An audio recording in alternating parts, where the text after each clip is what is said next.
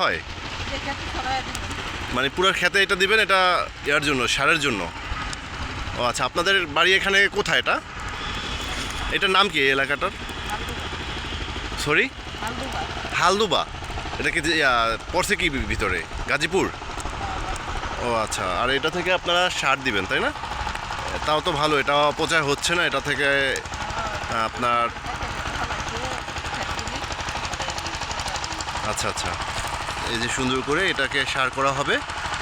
ওরা আপনার গাজীপুরে থাকে, গাজীপুরের আপনার একটা গ্রাম, গ্রামের নামটা হলো হালদোবা একটা গ্রাম। দেখেন এটা ওরা কষ্ট করে এখানে, আর এই জমিতে ওরা এটাকে আপনার সার হিসাবে ব্যবহার করবে।